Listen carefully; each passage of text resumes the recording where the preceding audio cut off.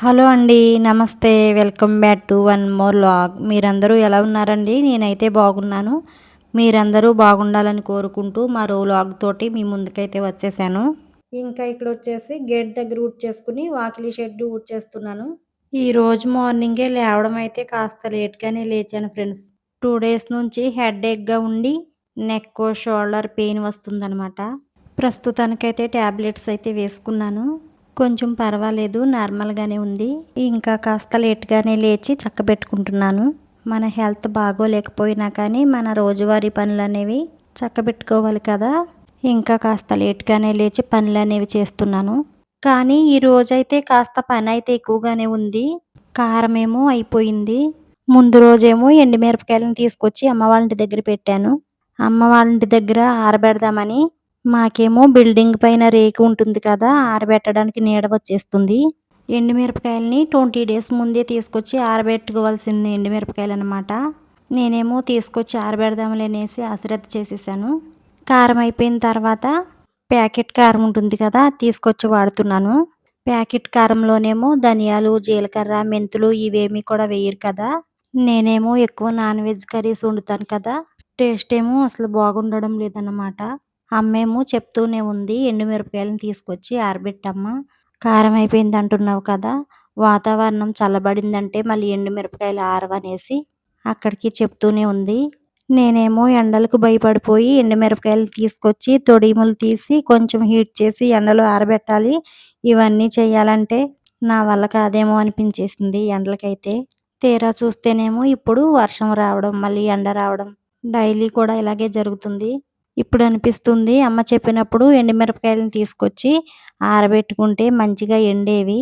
Packet కారమేమో తినలేకపోతున్నాం అనేసి. వాతావరణం చూస్తేనేమో కాసేపు మబ్బు, కాసేపు ఎండ వస్తుంది. ఎండుమిరపకాయలు ఎండుతాయా లేదా అనేసి ఇప్పుడు అనిపిస్తుందన్నమాట.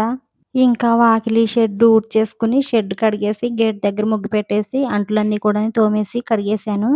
వంట చేసేసిన తర్వాత అమ్మ వాళ్ళ ఇంటికి వెళ్ళి ఎండుమిరపకాయలని తొడిమెలు తీసి అమ్మ వాళ్ళ బిల్డింగ్ పైన ఆరబెడదామనేసి పనైతే కాస్త త్వరగా తెముల్చుకుంటున్నాను. రైస్ ఏమో కుక్ అయిపోయింది. దింపి పెట్టేసి కర్రీకి వచ్చేసరికి తెలగపిండి, పచ్చి రొయ్యలు కర్రీ చేద్దామనేసి ఉల్లిపాయలను అయితే కట్ చేస్తున్నాను. నేను అమ్మ వాళ్ళ ఇంటికి వెళ్ళి ఎండుమిరపకాయలు తొడిమలు తీసి ఎండలో ఆరబెట్టేసి వచ్చిన తర్వాత వంట చేద్దాం అనుకున్నాను. అప్పటికే టైం వచ్చేసి 9:30, 10 అలా అయిపోతుంది. ఎండుమిరపకాయలు తొడిమలు తీసి ఆరబెట్టి వచ్చేసరికి మా బాబు, మా వారు పని నుంచి వచ్చేసారంటే ఆకలితో వస్తారు. నేను ఎండుమిరపకాయలు తొడిమలు తీసి ఆరబెట్టి ఇంటికి వచ్చి వంట చేయాలంటే లేట్ అయిపోతుంది కదా! ఇంకా వంట చేసే వెళ్దాంలే అనేసి ఇంకా ఇక్కడ వచ్చేసి నేను ఉల్లిపాయలు కట్ చేసేసరికి రొయ్యలు ఐస్ గడ్డ కట్టేసి ఉంటాయి కదా ఫ్రిడ్జ్లో రొయ్యలు, అవి కూడా కరిగిపోయాయి. ఇంకా రొయ్యలనైతే ముందుగా వాటర్ వేయకుండా డ్రైగా ఎగిరిపోయేటట్టుగా వట్టి రొయ్యలనే బాండీలో వేసి మంచిగా ఉడికించేసాను. తర్వాత ఆయిల్ వేసుకుని కొంచెం ఫ్రై అయిన తర్వాత రొయ్యల్ని ఇంకా ఉల్లిపాయ ముక్కలు వేసేసి కొంచెం ఫ్రై చేసి ఉప్పు, కారం, పసుపు వేసి వాటర్ బాయిల్ అయిన తర్వాత తెల్లపిండిని వేసి దగ్గరగా కుక్ అయిపోయిన తర్వాత దింపి పెట్టేశాను. ఎండు రొయ్యలనేమో ముందే నానబెట్టి మంచిగా 3-4 టైమ్స్ అయితే కడిగేసి పిండేసి వాటర్ని ఆయిల్లో ఫ్రై చేసేసి తీసి తెల్లపిండిలో వేసేసాను. మిగిలి ఉన్న ఆయిల్లోనేమో జీలకర్ర, వెల్లుల్లి రేకలు అలానే కరివేపాకు వేసి తాలింపు అయితే పెట్టేశాను. ఈ తెలగపిండి పచ్చి రొయ్యల కర్రీ అయితే వేరేలా కూడా వండుకోవచ్చు. మన ప్రీవియస్ వీడియోలో అయితే ఈ పచ్చి రొయ్యలు తెలగపిండి కర్రీ అయితే వేరే మెథడ్లో కర్రీ వండాను. అప్పుడైతే ఎండు రొయ్యలని ఫ్రై చేసి వేయలేదు. అలానే ఆనియన్స్ ముక్కలు, పచ్చి రొయ్యలను కూడా ఫ్రై చేయలేదు ఆయిల్లోని, డైరెక్ట్గానే వేసేసాను ఆయిల్ లేకుండా. కర్రీ కుక్ అయిపోయిన తర్వాత తాలింపు పెట్టాను అనమాట. ఈ తెలగపిండి కర్రీ అనేది ఎలా వండుకున్నా టేస్ట్ బాగుంటుంది. నేను తెలగపిండి పచ్చి రొయ్యల కర్రీ అయితే ఎక్కువ టైమ్స్ వండుతూనే ఉంటాను. మా వారు, మా బాబు కూడాని వల పనికి వెళ్తూ ఉంటారు కదా వాటర్లోని. ఈ తెలగపిండి అనేది వాతం ఉండదు, మంచిది హెల్త్కి అంటూ ఉంటారు కదా, బలం కూడా అనేసి అంటూ ఉంటారు. ఇంకా మా వారికి, మా పిల్లలకి, నాకు కూడా చాలా ఇష్టం అనమాట పచ్చి రొయ్యలు, తెలగపిండి కర్రీ. ఇంకా ఇక్కడ వచ్చేసి తెలగపిండి కర్రీ చేసిన బాండి అలానే కొన్ని గిన్నెలు నేను కుకింగ్ ఆయిల్ వేసుకుని వాడుతూ ఉంటాను కదా మగ్గు, అదైతే బాగా జిడ్డు పట్టేసింది అనమాట ఆయిల్ తోటి. ఇంకా గిన్నెలు, మగ్గు కడిగేసి ఆరబెట్టేసి అమ్మ వాళ్ళ ఇంటికైతే వచ్చాను. ఇంకా వచ్చిన తర్వాత ఎండుమిరపకాయలను తీసుకొచ్చి అమ్మకిస్తేను అమ్మేమో కటౌట్ షీట్ అయితే ఉంటేను దాని మీద వేసి తొడుములు అయితే తీస్తుంది. అమ్మేమో స్టవ్ మీద కర్రీ పెట్టాను చూసి రమ్మ అనేసరికి నేనేమో కర్రీ చూసి వచ్చి తొడుములు అయితే తీస్తున్నాను. అమ్మేమో అక్క తీసుకొచ్చిందమ్మ ఎండుమిరపకాయలు ఇలానే ఉన్నాయి ఎంత ఏంటి అనేసి అడుగుతుంది. ఇంకా నేను అమ్మ కూడా ఇలా మాట్లాడుకుంటూ ఎండుమిరపకాయలు తొడుములు అయితే తీసేసాము. ఇంకా ఎండుమిరపకాయ తొడుములు తీసేసిన తర్వాత నేనేమో బిల్డింగ్ పైకి వెళ్ళి కొబ్బరాకులేమో కింద వేసేసి కొబ్బరి పూతంతా కూడా తుడిచేసాను. అమ్మ వాళ్ళ ఇంటి దగ్గర బిల్డింగ్ దగ్గరగా ఉంటాయి కాబట్టి పూత అయితే ఎక్కువగా రాలిపోతూ ఉంటుంది బిల్డింగ్ పైన. అమ్మేమో డైలీ తుడుచుకోలేదు కదా, ఇంకా ఎండుమిరపకాయలు కూడా ఆరబెడుతున్నాను కదా, కొబ్బరి పూత ఏమైనా ఎండుమిరపకాయల్లోకి వచ్చేస్తుంది అనేసి గాలికి ఇంకా మంచిగా తుడిచేసాను మొత్తం అంతా కూడాని. అమ్మేమో చాలా నీట్గా తుడిచేసేవమ్మా మొత్తం అంతా కూడాని. నేనేమో తుడుద్దాం అనుకుంటున్నాను కానీ తుడవలేకపోతున్నాను.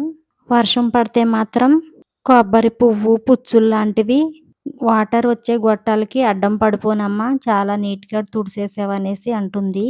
నేను అమ్మ వాళ్ళ ఇంటికి వెళ్ళినప్పుడల్లా అమ్మ చేసుకోలేని పని ఏదైనా ఉంది అంటే ఆ పని చేసి వస్తూ ఉంటాను.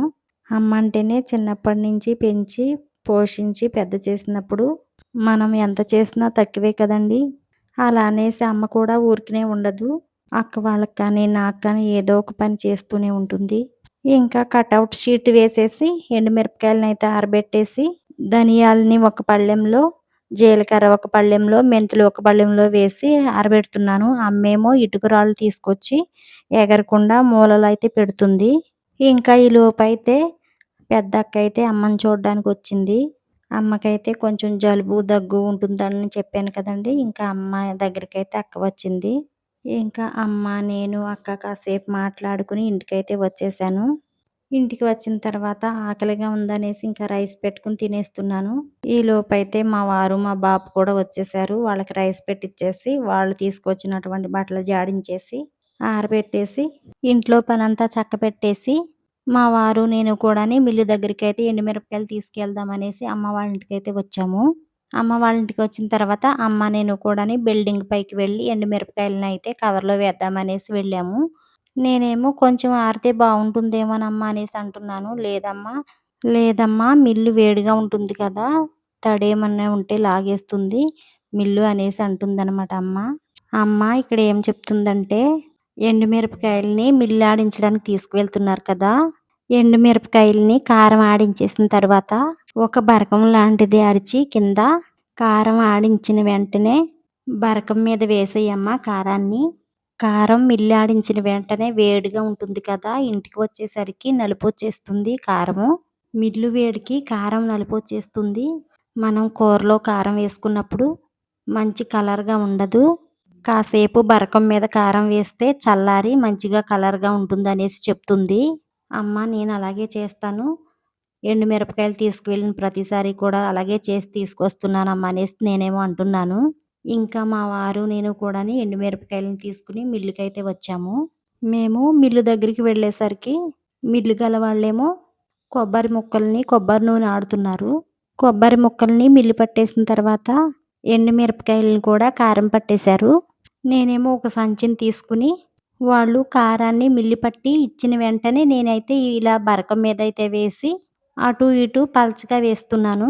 ఇలా పలచగా వేసిన తర్వాత కారం హీట్గా ఉంటుంది కదా, ఆ హీట్ తగ్గిన తర్వాత మనం తీసుకెళ్ళినటువంటి క్యాన్లో వేసుకుని ఇంటికి తెచ్చుకున్నాం అనుకోండి, మనం ఎన్ని నెలలు అయినా సరే కారాన్ని వాడుకున్నా నలుపుగా కానీ పొట్లు పోయినట్టుగా కానీ ఉండదన్నమాట.